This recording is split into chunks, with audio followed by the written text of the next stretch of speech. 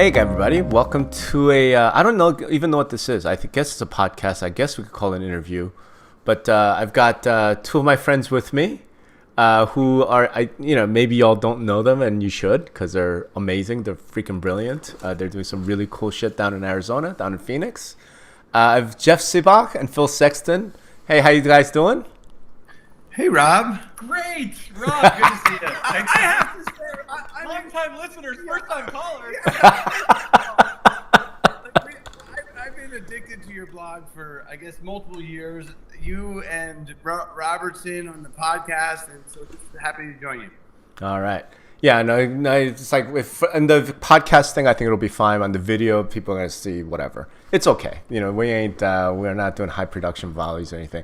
So, before we dive into kind of our topic, because we want to talk about something very specific, why don't you guys go ahead and just kind of tell people who you are and why they should care what you have to say.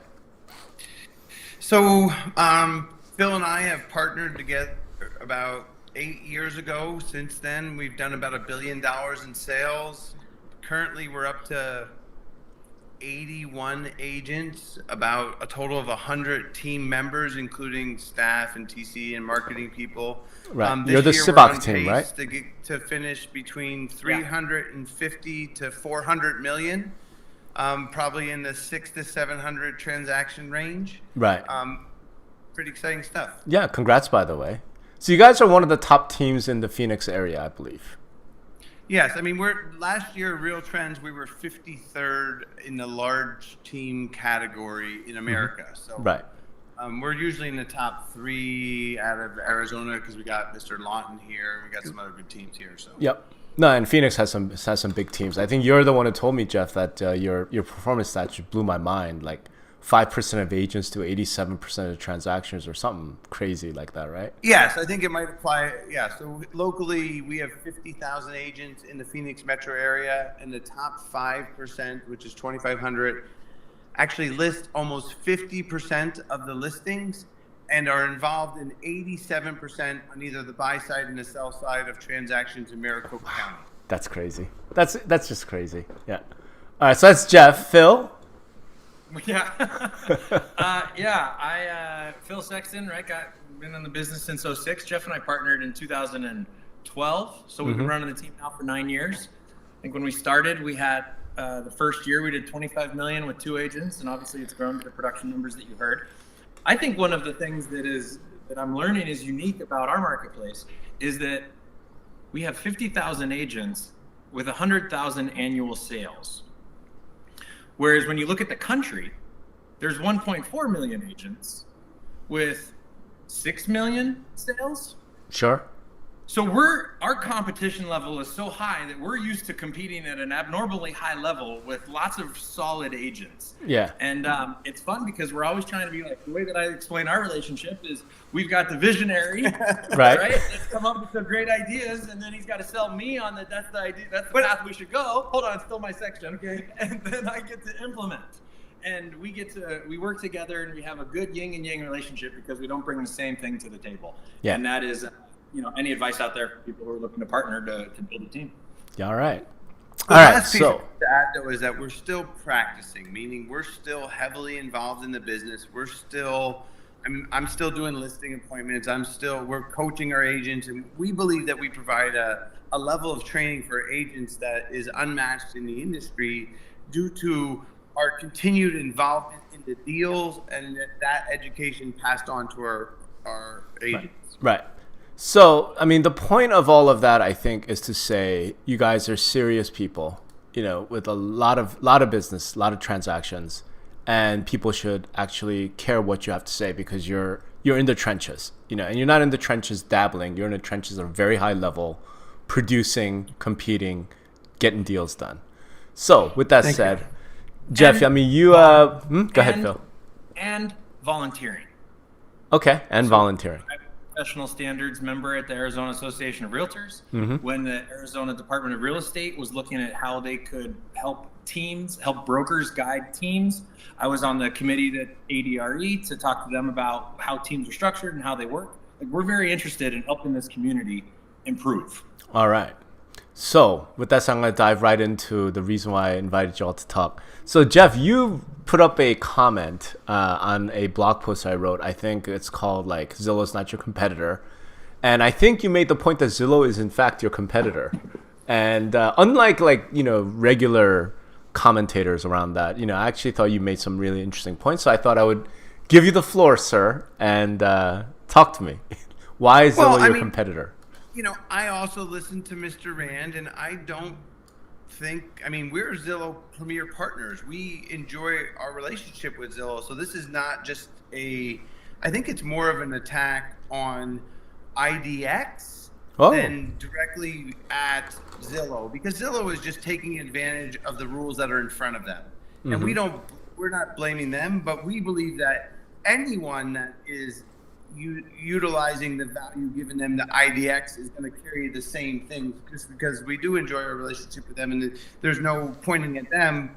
It's more of the competition is real, so I couldn't wait to come in and debate it with you. Okay, so I think that's the specific case that the specific case that you had mentioned, and I'm just reading from this comment here. Please. You say, I have lost a buyer, my good friend and client. He went to Zillow, check his home value, and Zillow made him an offer, right? As he clicked the button, they did not offer me commission. Could have sold for more money on open markets. The estimate was similar to offer price, yada, yada. And you were able to get open door higher, etc. Okay, so let's start with that. I'm going to the Suns game tonight with him to give you an idea of how close I am with this. This is a real story, so right. Go ahead. Right, so I think your point is that at least as an iBuyer, Zillow is competing with you for this guy, right? Definitely as an iBuyer, because they made an offer, like he was just on their website looking at homes and it said, click here to make an offer. Versus when normally he would call me to give him a CMA. When they made that offer, they engaged him, and therefore I felt like we were competing, yes. Okay, so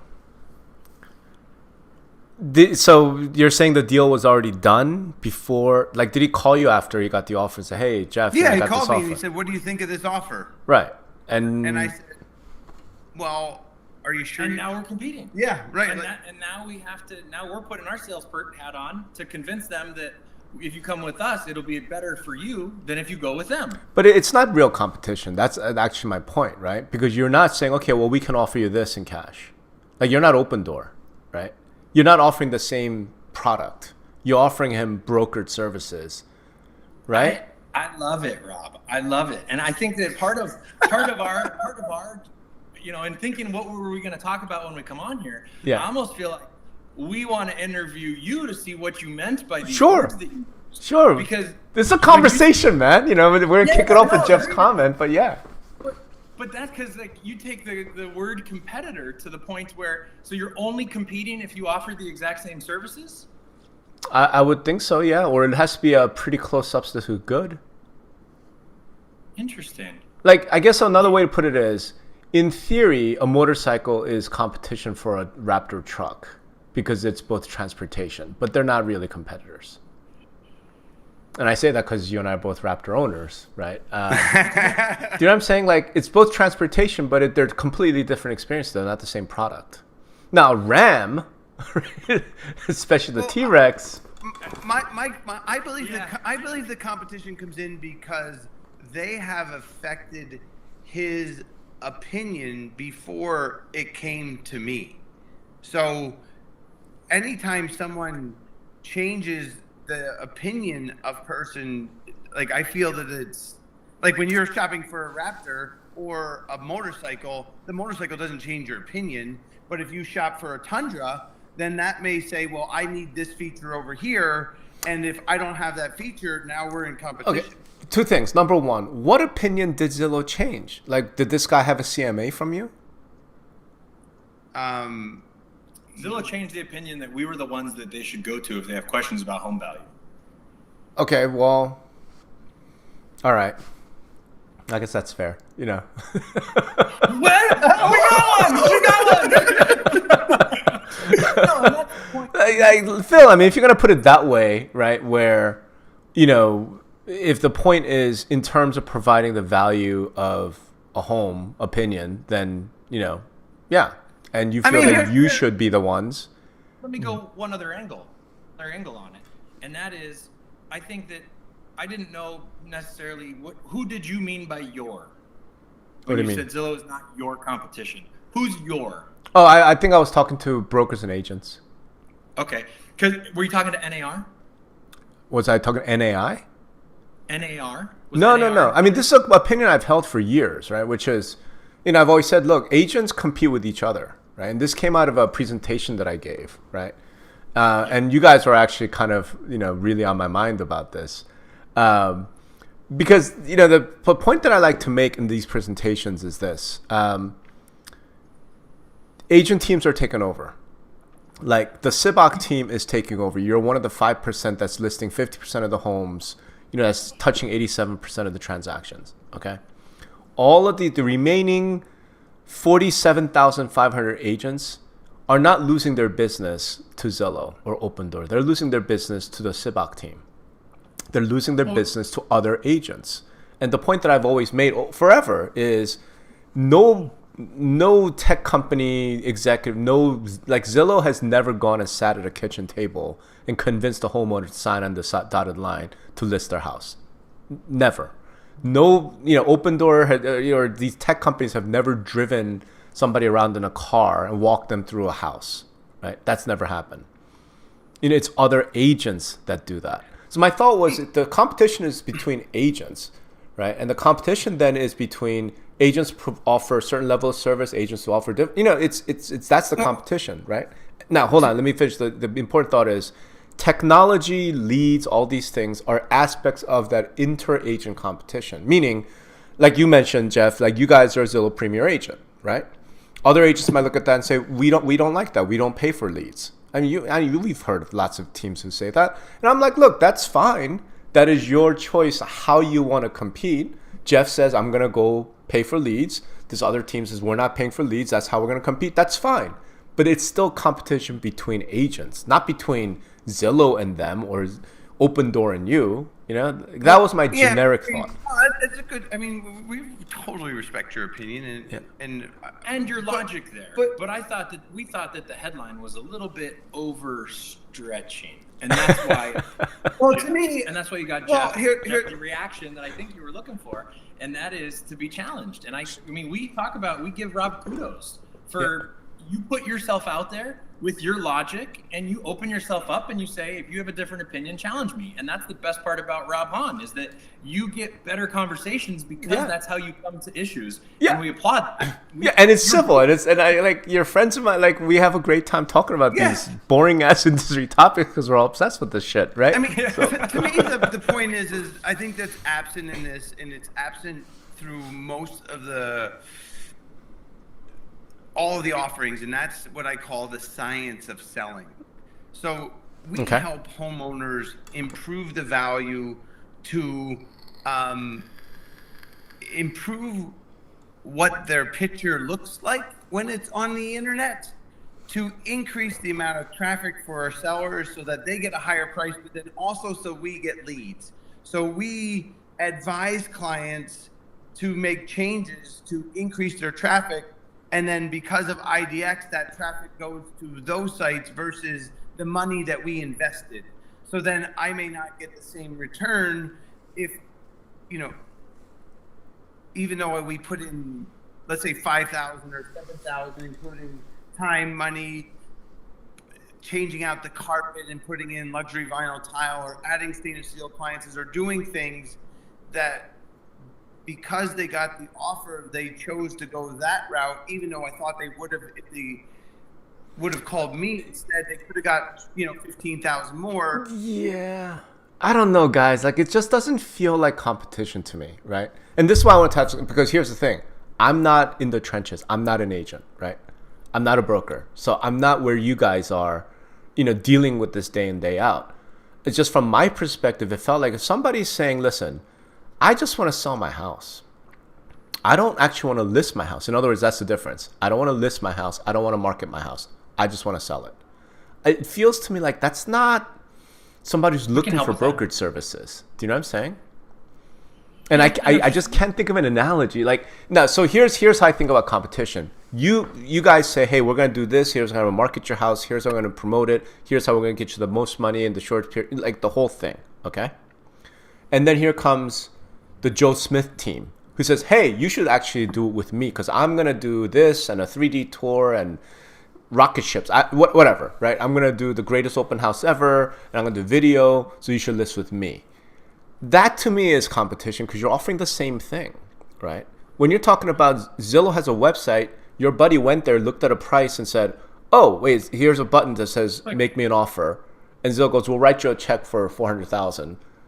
Like, that's not competition. Do you know what I mean? Okay, let's take it to the next point then. Okay, Yeah. well, I think we've beaten that one. So let's talk about the point of which we're competing on the web to meet the same lead, so our seller can pay less commission because we offer variable commission if it comes directly or not. Sure.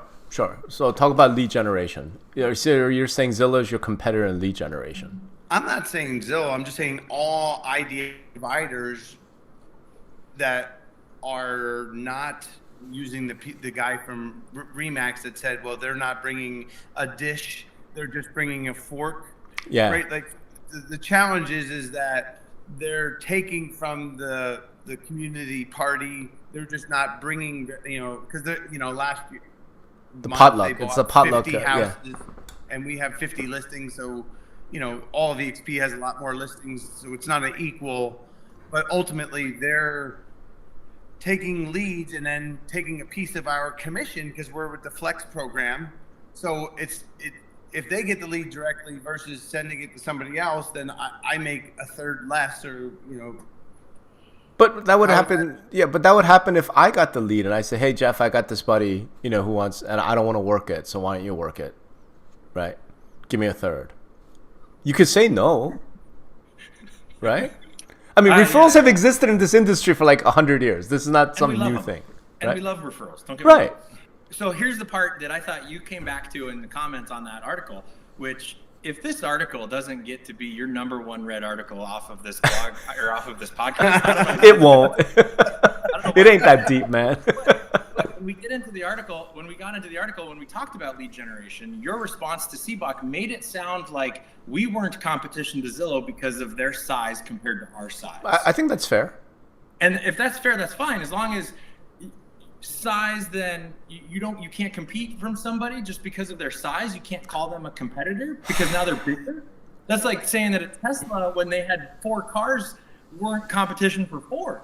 And I think that maybe I can see your logic, right?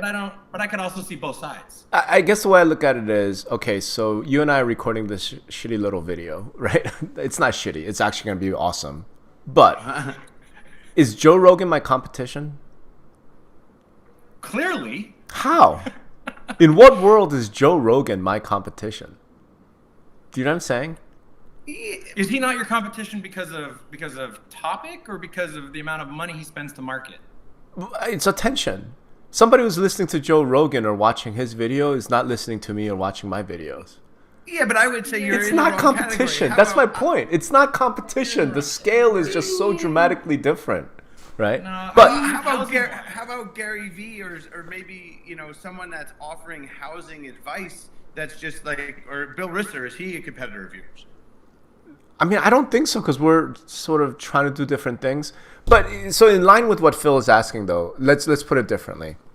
Okay, there's a guy I know. Okay, in fact, so there's a guy. That narrows it down. Yeah, I know.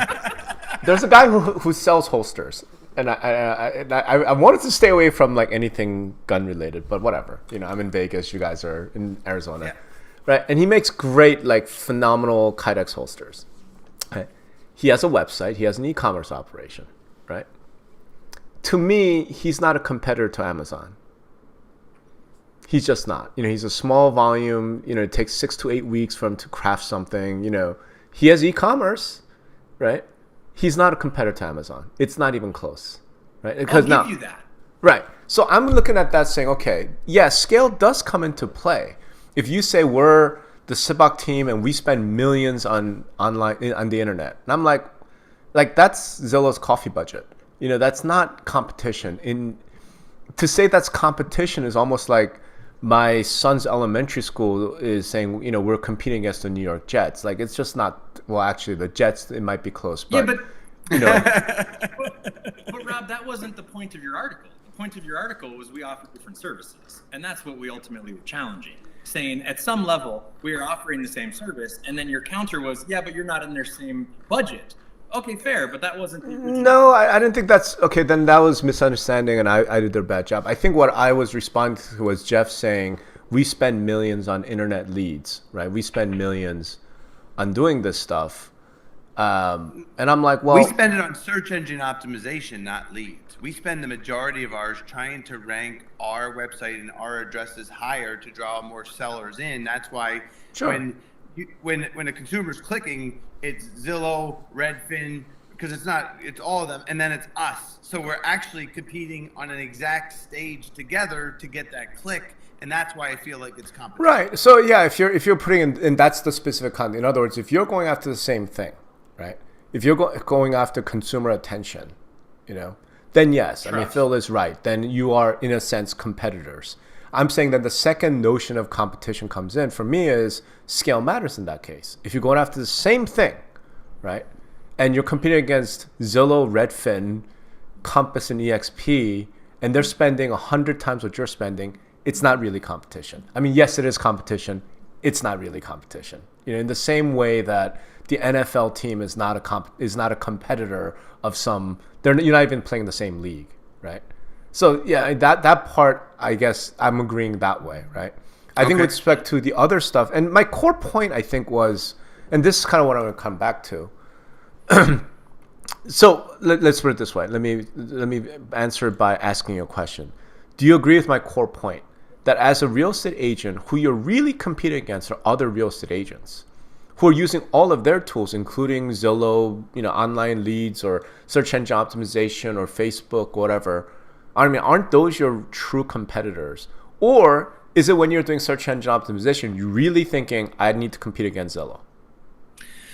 I mean, where I struggle with that, the answer is we have lots of competitors, and I think of both they are. Like, we're in constant competition. I mean, that more than ever now. Yeah. I was just more on the, because they changed the opinion before they get to us.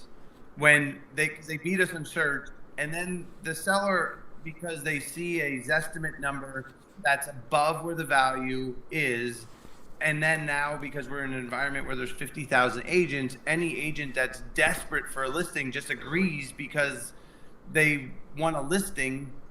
It doesn't give us the opportunity, and therefore it's our competitor, because now I don't get to that table because... That's the part I'm not understanding here, Jeff. How are you not getting to that table? Right? In other words, say it's me, okay? I want to sell my house. I don't want to sell my house. I love my house. But say I want to sell my house, right? I go to Zillow. Zillow says, your house is worth $500,000. That's his estimate, right? One of two things are going to happen at that point. One, I'm going to go, oh, that's interesting. Zillow says my house is worth $500,000. Let me call my friend Jeff, who I trust, who's an expert, who sells millions of fucking homes, and ask him what he thinks, right? Yeah, that doesn't happen as much. My point is that let's say 10 years ago, I would get the call 2 to 3 years out, and they would ask me to come out and give them advice. Right. Now the internet and IDX providers has filled that void. So now I don't hear them until the end of the cycle. So it's not just Zillow, but the collective. The internet's changed the world. Yeah, okay, I get that. But now they come to me and they're like, well, if you can't get the number that Zillow says, then I don't want to talk to you. And Jeff, come on, man. And this is where my KBB thing comes in. 10 years ago, I would walk into a car dealership and go, oh, what's this car? Let me test drive that one. What's it worth? And then dicker over sticker price. My most recent car purchase, besides the Tesla, normal car purchase, literally went like, I searched the entire country.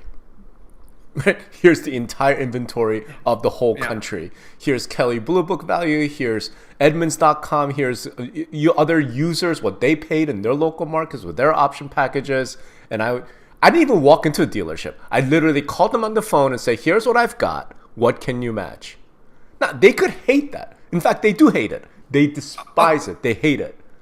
But I got news for you, man. The world has changed. If you're a car dealer, but I mean, there's a piece to this. I mean, the piece is that I lost my thought. Representation.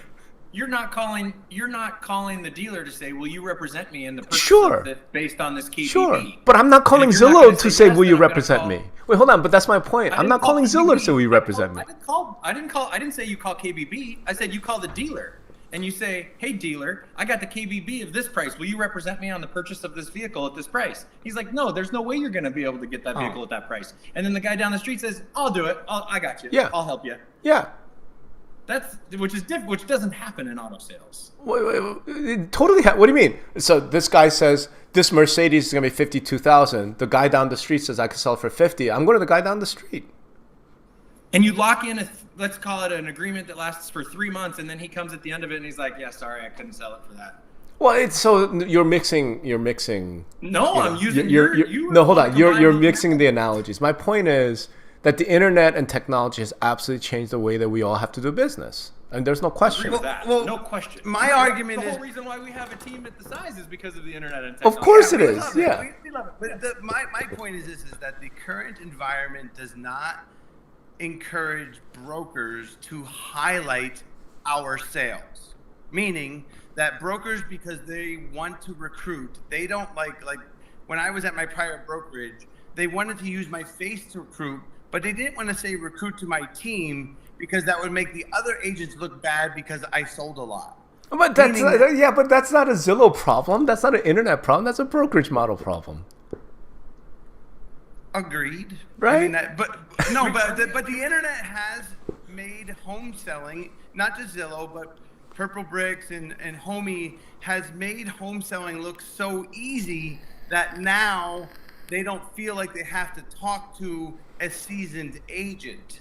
And that is, I can't say it's just Zillow, but I'm just saying the industry has gone to making it look so easy that especially in this low supply environment, that they don't need to talk to a vetted professional because the vetted professionals are not differentiated in any single way.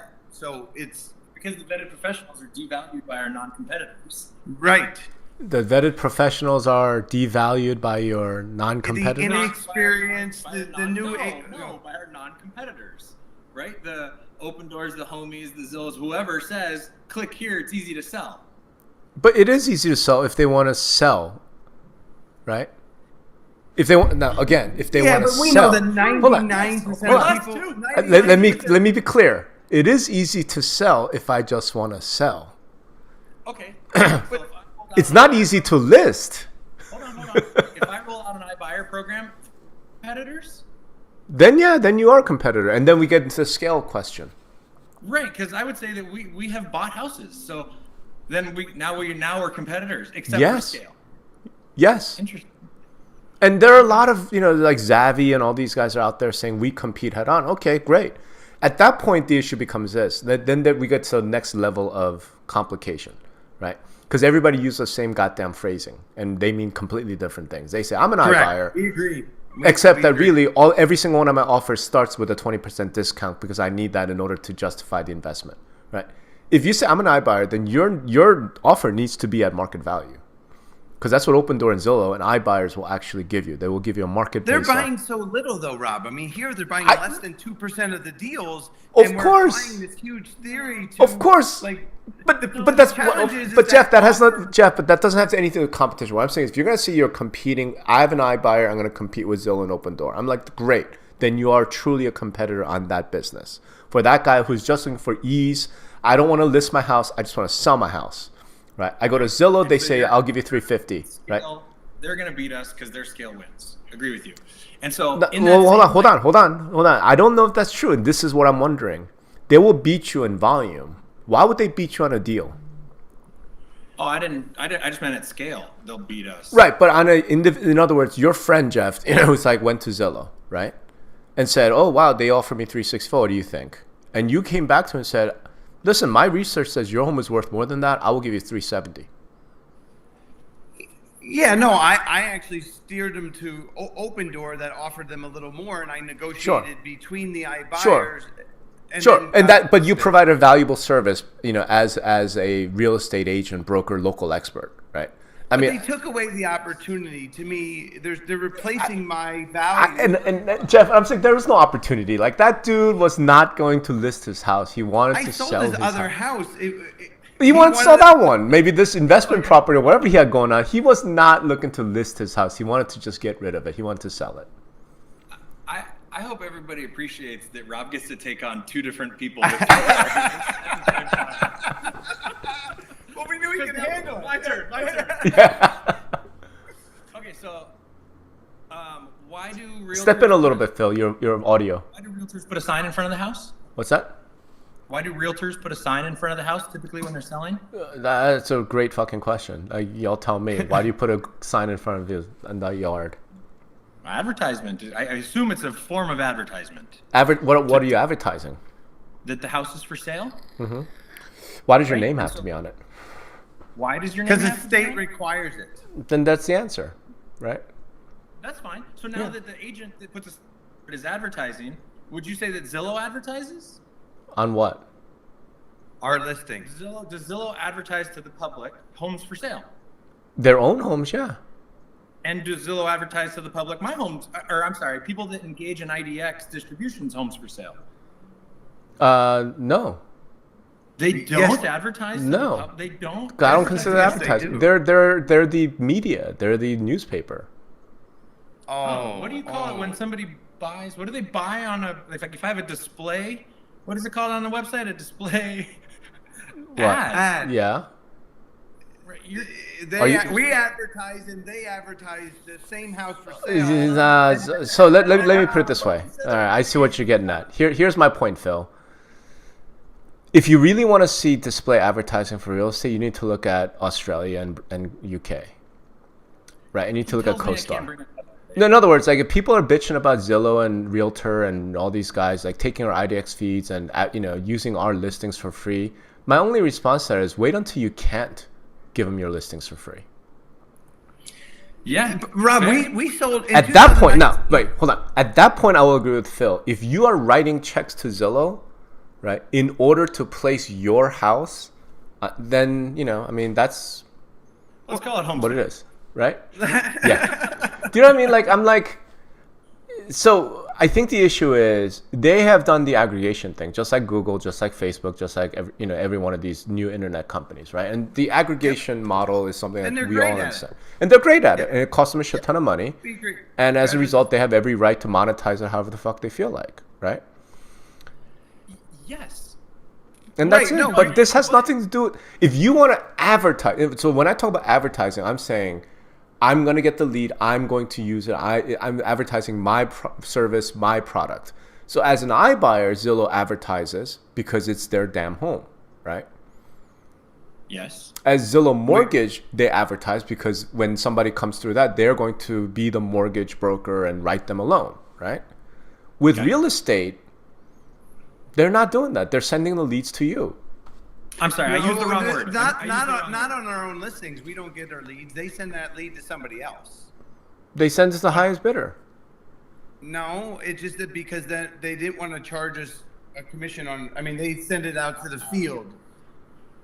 Maybe advertising was the wrong word and promotion was a better word. Okay. Because I feel like the cost of IDX is promotion. Cost of IDX is promotion. What do you mean? Like the cost of using IDX to have my competitors that use my inventory in order to generate leads for themselves. Sure. Is promotion for my seller.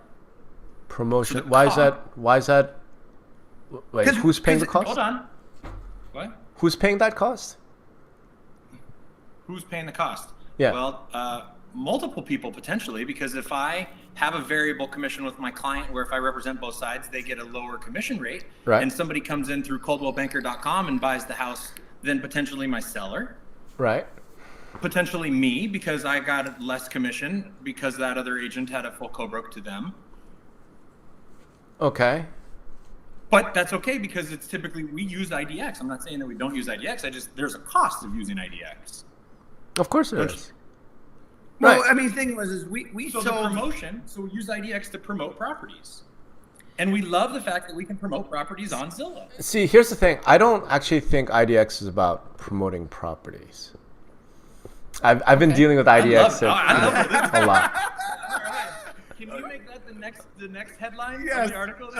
Yeah, right. No, but like I've now written a post about it. I've recorded something on Leap. You know, I listened to the Sam DeBoard conversation about it. And it's super interesting. And here's the thing, man. Like the whole MLS policy, data policy side, is something I'm involved in professionally, obviously as an MLS consultant, right? And it's really tricky. I don't know that there's like a right answer and a wrong answer. So I'll kind of share with you kind of where my thoughts are right now. I'm really kind of leaning towards the idea that I don't think IDX is about promoting or advertising the property. I think IDX is about promoting and advertising the service of the real estate service. It's about promoting and advertising the broker or the agent. I'm really kind of starting to feel that way, right? Yeah, you're going to have to work on that. Wow. You think that we use IDX to promote us, not the property? As a IDX user, yeah. When you're contributing properties to IDX, I'm not convinced that that's about advertise the property anymore. Again, I could be persuaded otherwise on that. That one is really new. So I'm just going to, let's take it to a living room. Right. You sit down with the seller and you say, okay, Mrs. Seller and Mr. Seller, your property is we're not going to use IDX to distribute your property to Remax.com or ColdwellBanker.com or any of those websites, because that just promotes us, not your property. No, that's not.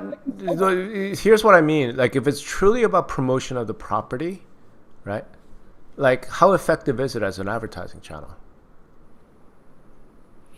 Are you separating IDX from syndicate? Like, are you taking in a bit, because the industry changes it, right? In other words, if you say, look, your house got 1 million views, right, in the last 2 weeks, right? What percentage of that 1 million views came from whom?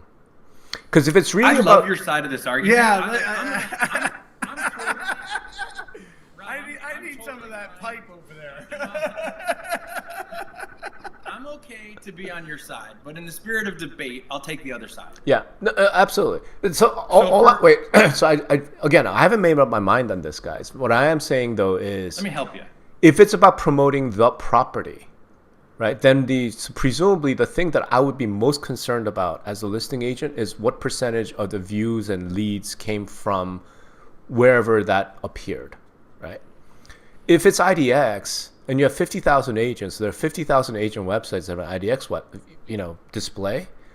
Chances are you don't give a shit about 49,998 of them. Agreed. So is that really about promoting the property? And I'm leaning towards I don't think it is. So what is it the IDX truly does? What it does, in my opinion, why the industry loves it, is because as an agent, as a broker, I can say to people, to the world, come to my website and you will get all of the properties that are for sale.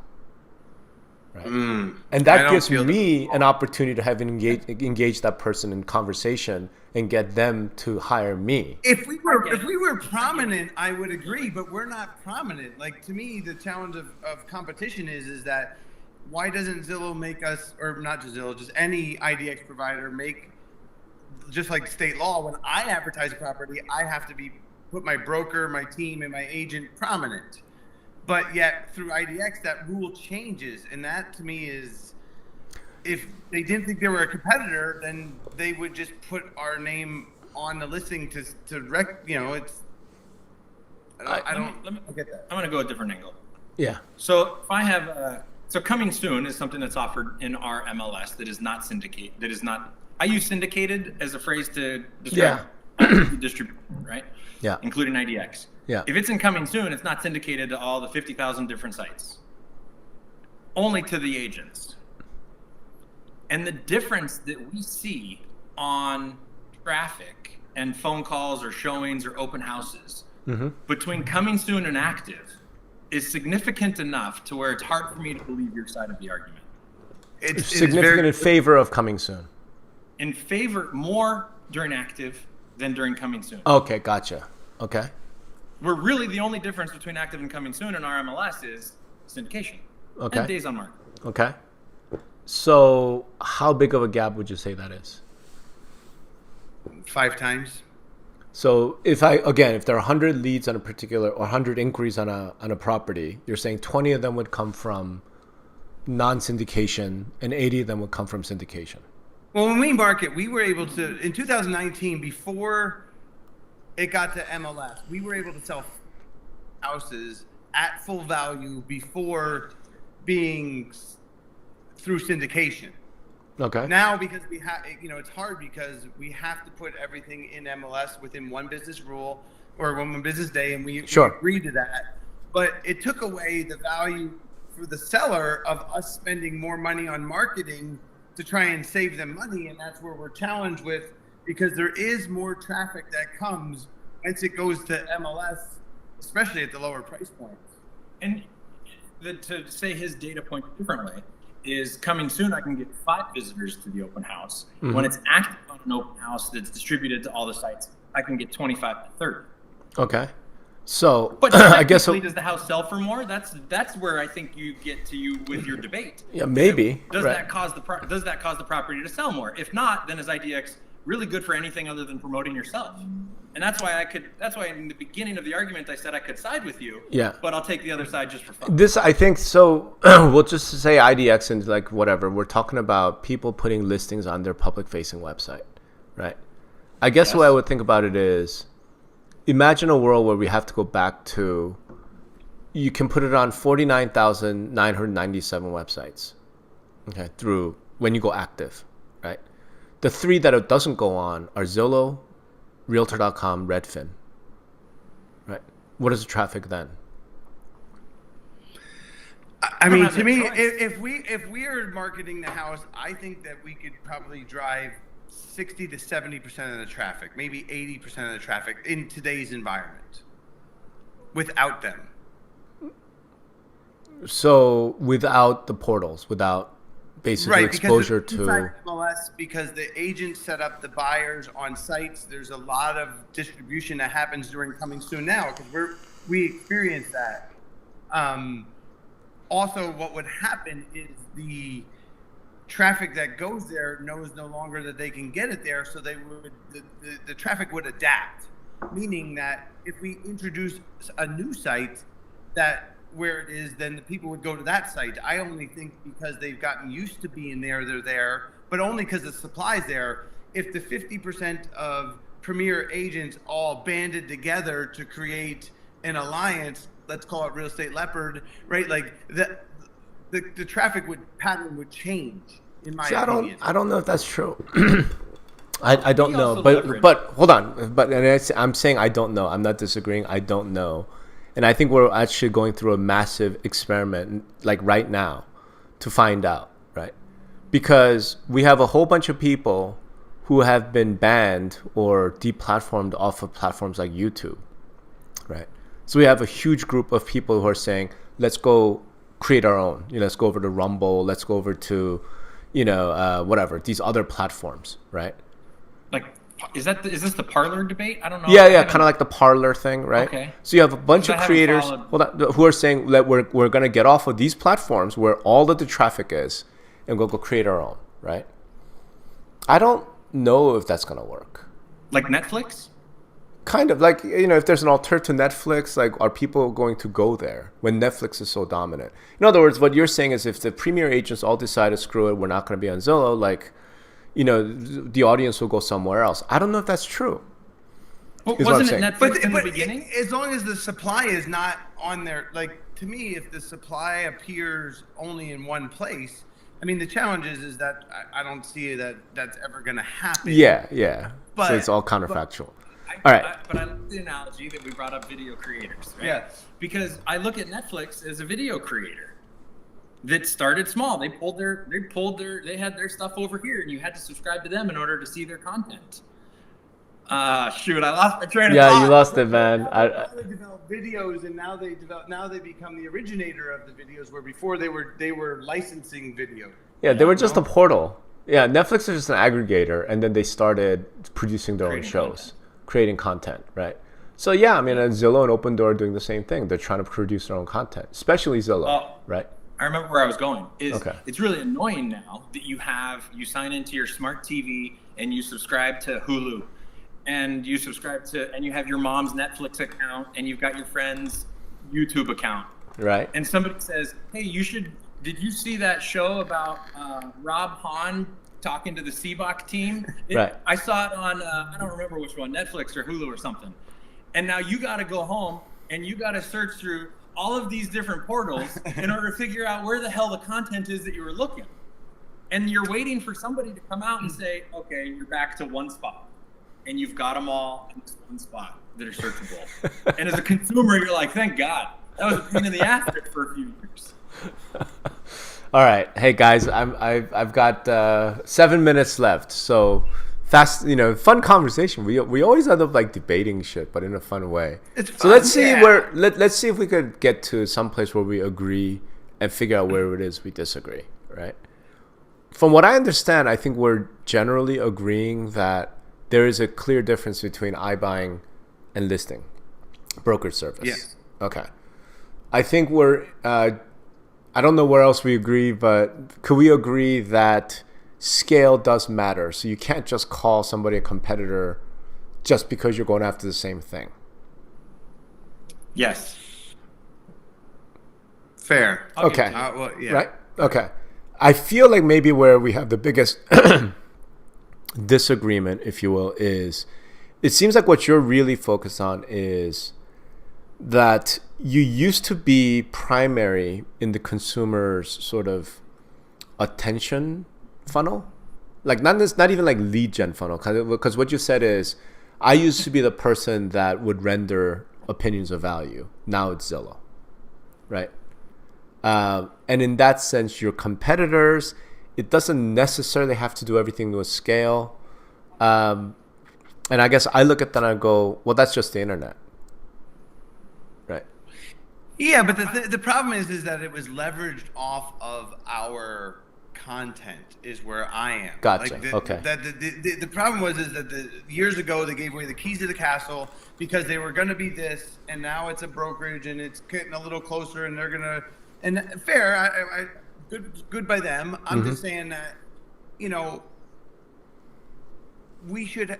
How can the state require us to legally put our name when we're marketing our listing, but when we're in this platform, the other people don't have to, so that they can gain from our listings. Therefore, it feels like competition because they can only rise to power with the value of what we're giving them. So if we take that away, what happens? I don't know. I mean, not that that's going to happen, but the reality is we're losing something.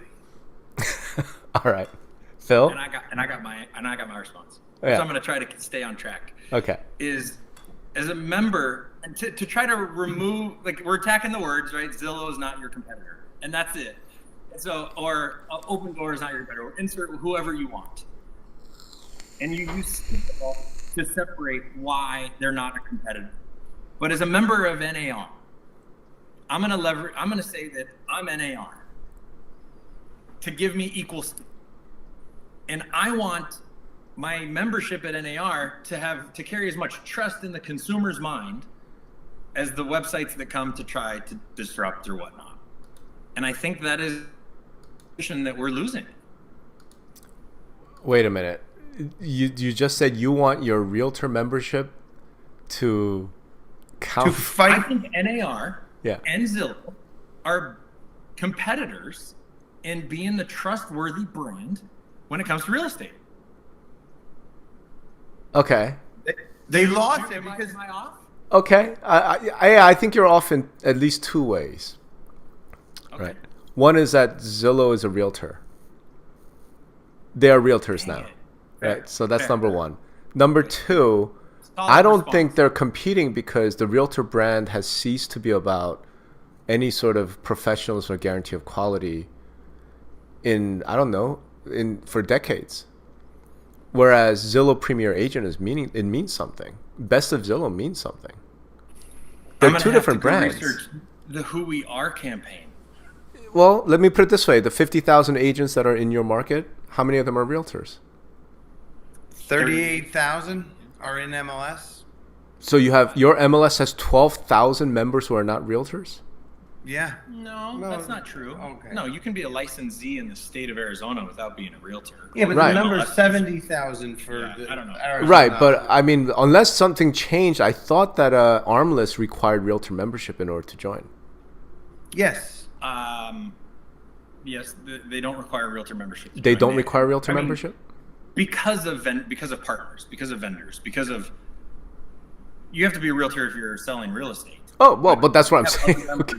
But you said there are 50,000 agents who are in Phoenix. And my question is, what percentage of them are realtors? Yeah. 38,000 is the count for Armless.